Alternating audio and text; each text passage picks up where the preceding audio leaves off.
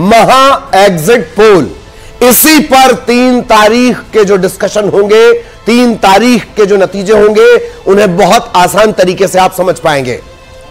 और बिल्कुल, और इन्हीं आंकड़ों के लिए जो 3 तारीख को साफ आएंगे, लेकिन उससे पहले की जो पिक्चर निकलकर सामने आ रही है, ट्रेलर आ रहा है कह लीजिए, उन्हीं के लिए खूब दौड़भाग हुई, खूब गुणा हिसाब हुआ, लेकिन क्या तस्वीर आ रही ललित, वो दर्शकों तक हम पहुंचा रहे हैं। और अब छत्तीसगढ़ की बात, जहां पर छत्तीसगढ़ का हाल जानने के लिए ललित भी यहां से निकले थे, शोज भी किए और तमाम लोगों से बात भी की, लेकिन छत्तीसगढ़ का क्या नंबर है वो नहीं बताया ललित ने मुझे, लेकिन अब एग्जिट पोल का अनुमान सामने आ गया है। बिल्कुल, एग्जिट पोल का अनुमान सामने आ गया है। अपर्णा ने एक बहुत दिलचस्प बात की कि ये ट्रेलर है। दरअसल ये ट्रेलर तो है ही, किसी किसी के लिए ये टीजर भी है जो उसे टीज कर रहा है, परेशान कर रहा है।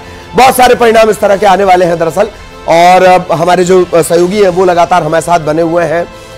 बहुत सारे जो हमारे मैदान में जो लगातार बने रहते हैं, ममता जैसे आपको नजर आ रही होंगी, ममता के पास हम आपको लिए चलेंगे।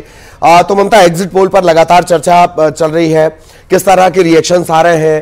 कांग्रेस एज में तो नजर आती है, पर बीजेपी कड़ी टक्कर देती हुई दिख रही है, कम से कम अगर एग्जिट पोल की माने तो। किस तरह के रिएक्शन? जी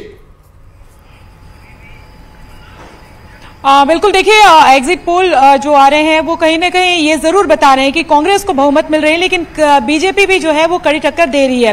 लेकिन इसी को लेकर मुख्यमंत्री भूपेश बघेल का कहना है कि एग्जिट पोल आने दीजिए, और जो 57 सीटें बताई गई हम उससे भी ज्यादा जाएंगे।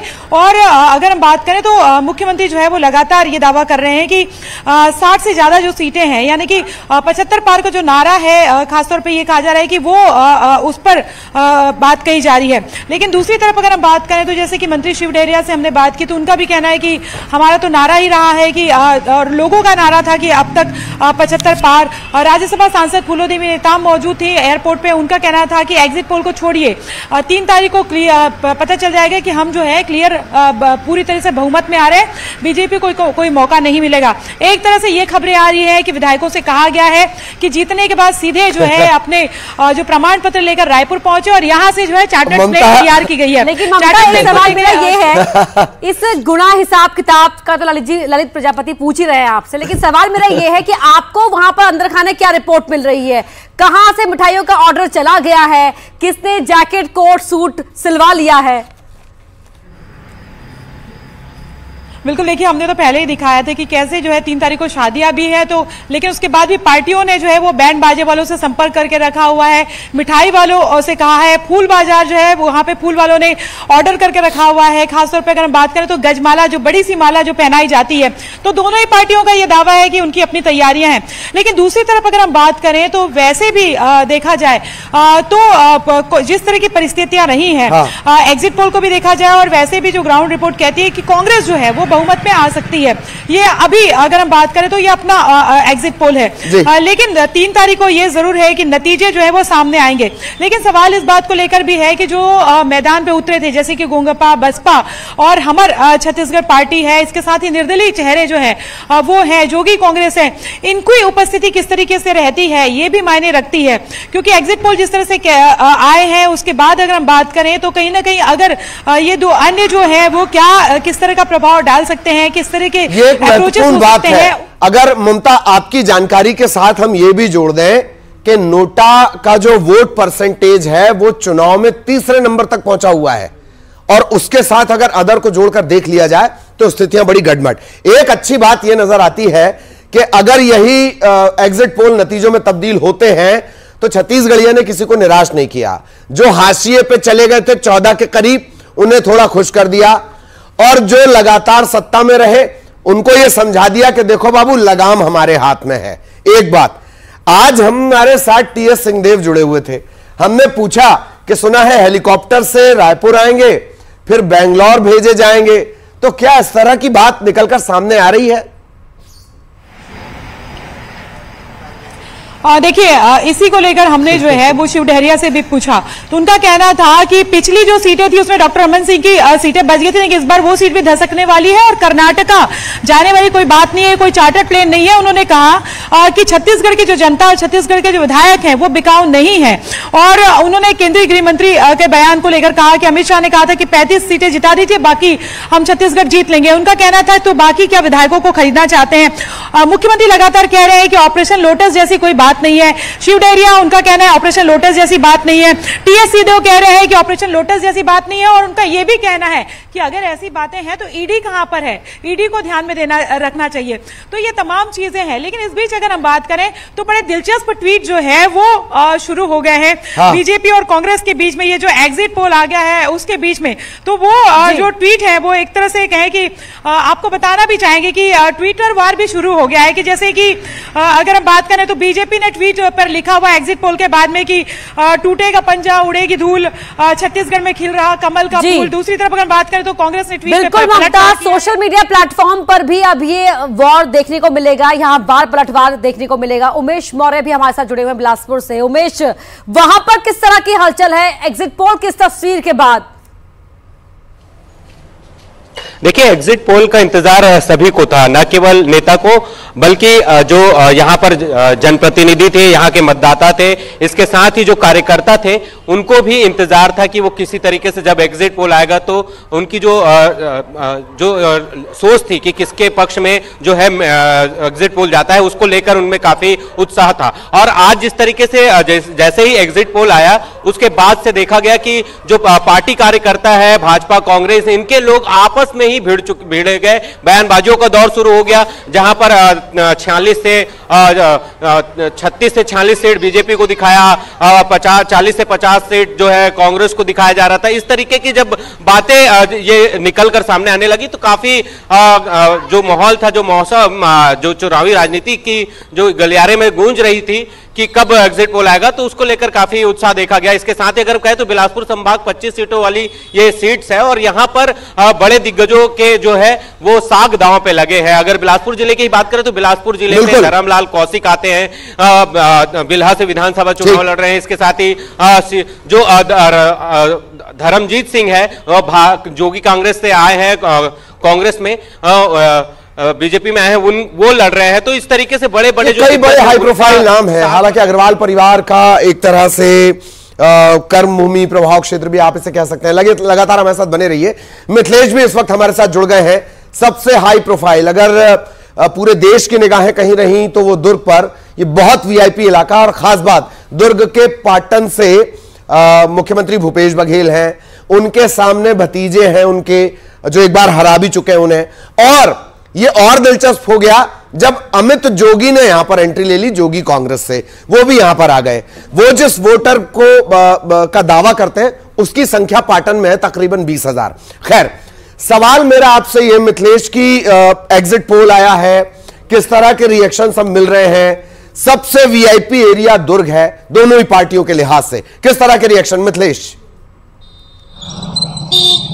देखिए ललित, बताना चाहूंगा कि दोनों अपनी अपनी पार्टी जो है वो ये कह रही है कि वे जो है जो एग्जिट पोल है उस पर विश्वास तो करते हैं, लेकिन उतना इनको विश्वास नहीं हो रहा है, क्योंकि दोनों ही जो दल को ये कहना है कि वे अपने अपनी सरकार बना रहे हैं। चाहे कांग्रेस की बात किया जाए चाहे बीजेपी की बात किया, दोनों आश्वस्त नजर आ रहे हैं कि उनको जो है वो सीट जो है वो बढ़कर मिलेगी और निश्चित रूप से जो उन्होंने सोचा है वो पूरा होगा। सबसे बड़ी बात यह है कि जिस तरह से दुर्ग जिला ये कहलाता है, राजनीतिक गढ़ कहलाता है, जहां पर मुख्यमंत्री भूपेश बघेल हैं और ऐसे कई बड़े नाम हैं जिनकी साख दांव पर लगी है, तो निश्चित रूप से अभी जो है जो एग्जिट पोल आए हैं वो कहीं ना कहीं सोचने पे मजबूर करते हैं, क्योंकि कांग्रेस जो अनुमान लगा रही थी कि कांग्रेस को और सीट मिलेंगी तो वो यहां पर देखने के लिए मिलेगा, और इसके बाद में बीजेपी जो दावा कर रही थी वो बीजेपी के दावे में कितना दम है ये आने वाले समय में पता चलेगा।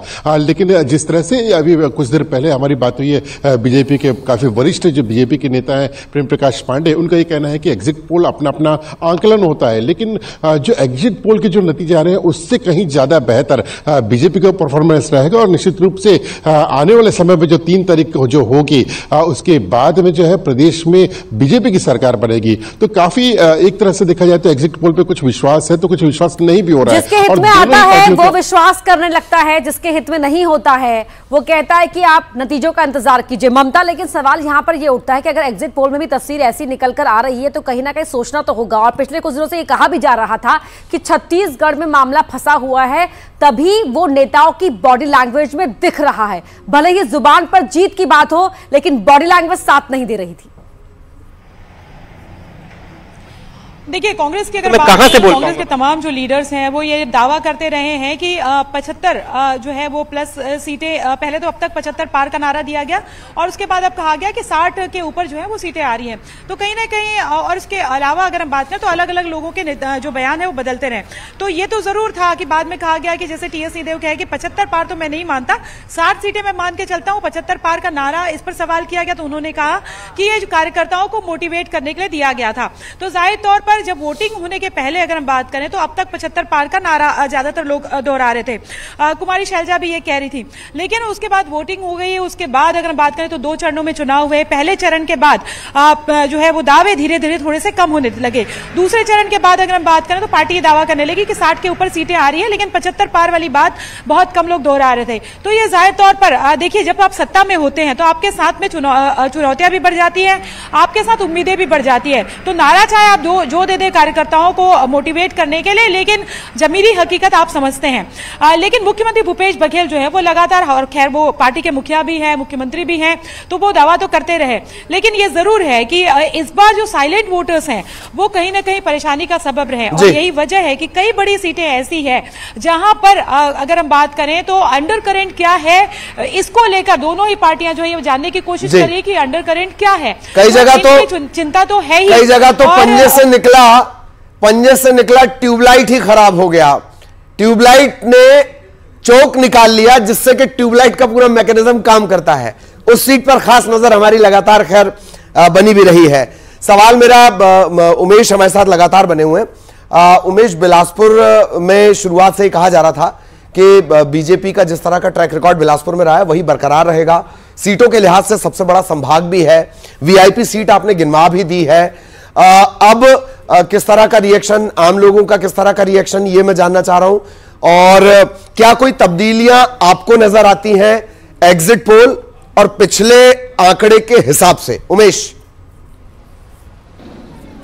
देखिए पिछले अगर 2018 चुनाव की बात करें तो 2018 चुनाव में प्रदेश भर में अगर सबसे अच्छा परफॉर्मेंस कहीं बीजेपी का रहा है वो तो बिलासपुर संभाग रहा है। यहां से 8 सीटें भारतीय जनता पार्टी के खाते पे गई है। 25 सीटें हैं इस संभाग में। लिहाजा आपने देखा होगा जब चुनाव से पहले पूरी ताकत जो है इस विधानसभा में भारतीय जनता पार्टी हो या कांग्रेस हो या अन्य दल के जो सदस्य हो, उन्होंने पूरी ताकत के साथ यहां चुनाव लड़ा। अब रही बात बिलासपुर संभाग की इन 25 सीटों पे, तो 25 सीटों का जब आंकड़ा कहीं ना कहीं जब यहां पर 14 सीटों पर कांग्रेस थी, 8 सीटों पर बीजेपी थी और बाकी जो है अन्य दल जो बसपा और जोगी कांग्रेस, तो कहीं ना कहीं यहां पर जोगी कांग्रेस और बसपा का एक तीसरी मोर्चा का यहां पर देखा जाता है ताकत। यही वजह है कि जो अन्य जो सीटें एग्जिट पोल पर दिखाई जा रही है वो बिलासपुर संभाग की हो सकती है एग्जिट पोल में, जो अन्य 2 सीटें लगातार दिखाई जा रही है। उमेश, इस बात का आप यहां पर जिक्र कर रहे हैं, बहुत बखूबी आपने समझाया भी है।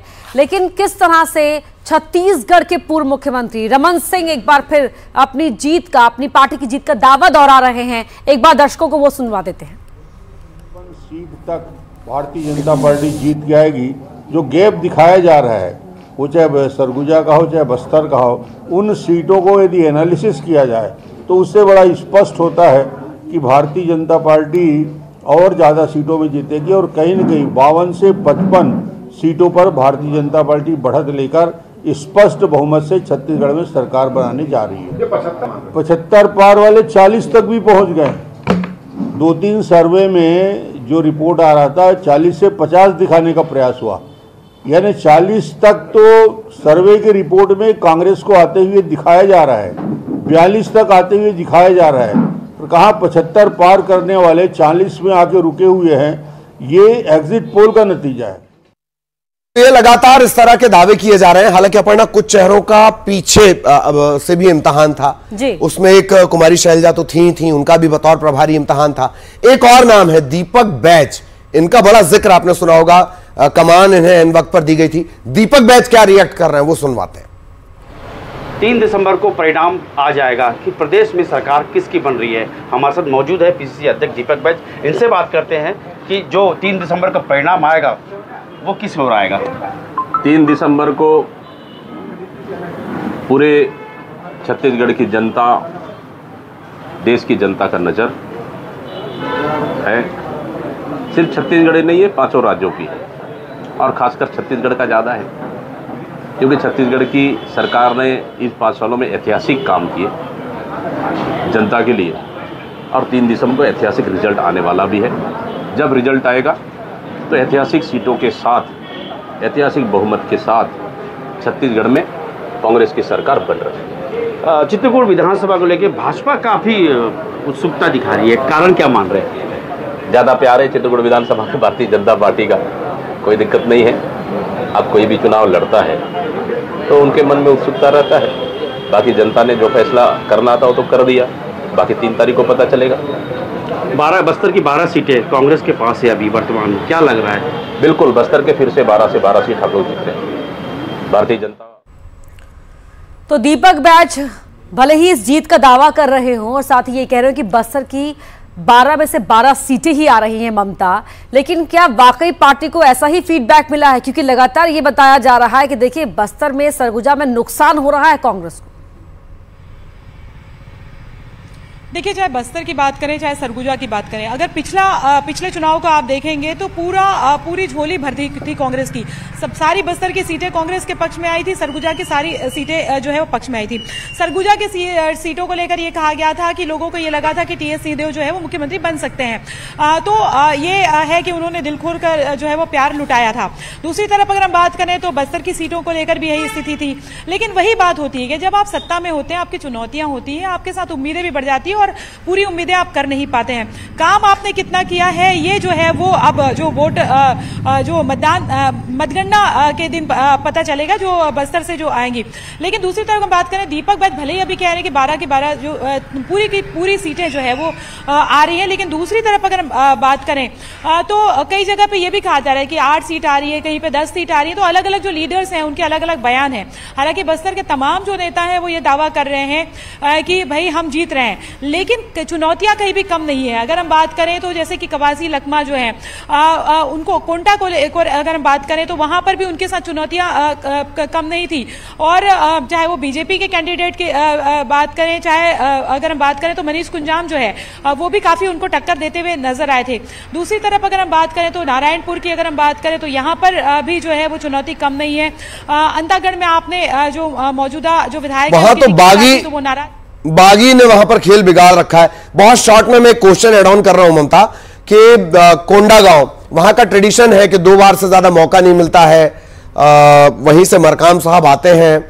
इसके अलावा पिछले बार जो जीत का मार्जिन था वो मेरा ख्याल है कि बहुत टाइट फाइट थी।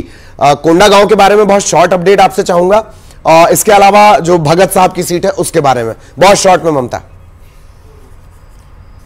बिल्कुल, देखिए जब नगर निगम के चुनाव आए थे तो केवल 2 पार्षद जिता पाए थे और उसी समय से ये था कि क्या मोहन मरकाम इतने कमजोर हो गए। तो अभी अगर हम बात करें तो मोहन मरकाम को लेकर कहा जा रहा है कि वो काफी उनकी सीट जो है वो इतनी आसान नहीं है, टफ जो है वो चैलेंज दे रही है और मुश्किल भी उनके लिए हो सकती है। दूसरी तरफ अगर हम बात करें तो अमरजीत भगत जो है उनकी जो सीट है उनको लेकर भी ये कहा जा रहा है कि इतना आसान नहीं है, उनके लिए भी मुश्किल हो सकती है। हालांकि अमरजीत भगत भी ये दावा कर रहे हैं कि मैं जो है वो जीत जाऊंगा और ये भी कहा जा रहा है कि अगर वो जीते भी तो बहुत ज्यादा मार्जिन जो है वो नहीं होगा। इस तरह की बात भी कही जा रही है। बीजेपी और कांग्रेस के अपने लेकिन अगर कोंडागांव की सीट को लेकर अगर हम बात करें तो कोंडागांव की सीट इतनी आसान कांग्रेस के लिए नहीं लग रही है। जी बिल्कुल बिल्कुल, बहुत शुक्रिया आप तीनों का ही और साथ ही हमारे तमाम सहयोगियों का लगातार जो हमें हर चप्पे चप्पे का हाल बताते रहे। बहुत शुक्रिया आप सभी का, क्योंकि देखिए महा एग्जिट पोल की तस्वीर हमने आपको दिखा दी मध्य प्रदेश और छत्तीसगढ़ को लेकर, लेकिन एक बार फिर मैं दोहरा रही हूं कि ये फाइनल तस्वीर नहीं है। 3 तारीख का इंतजार करना होगा और आज की इस तस्वीर के लिए भी और 3 की तस्वीर के लिए ललित हमने भी, हमारे रिपोर्टर्स ने भी, और जो कैमरे के पीछे की टीम है उन्होंने भी कड़ी मेहनत की है, आगे भी करते रहेंगे। तो आपने तमाम देखी सरकारें बदलती रही, चेहरे बदलते रहे, नहीं बदला तो आपका प्यार न्यूज 18 के लिए। इसी प्यार के लिए बहुत बहुत शुक्रिया। 3 तारीख को फिर से मुलाकात होगी, तब हर सीट का डिकोड सबसे भरोसेमंद चेहरों के साथ सुबह 6 बजे, अल सुबह, अर्ली मॉर्निंग 6 बजे से हम अपने दर्शकों तक पहुंचाएंगे। और उसके साथ ही लगातार आपको हर बड़ी छोटी खबर मध्य प्रदेश छत्तीसगढ़ की न्यूज 18 मध्य प्रदेश छत्तीसगढ़ पर देखने को मिलती रहेगी। आप जुड़े रहिए लगातार।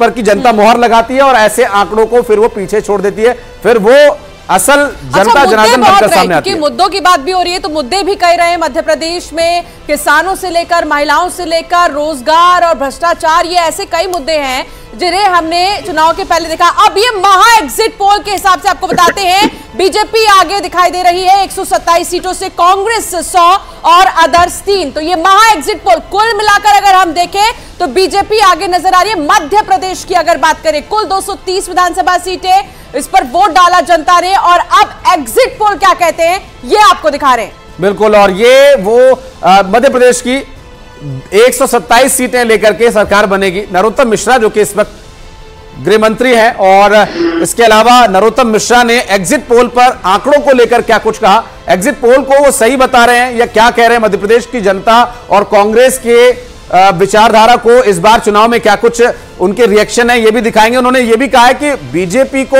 बहुत बड़ी जीत मिलने वाली है, ये विश्वास नरोत्तम मिश्रा ने जताया। क्या कहा, दिखाते हैं।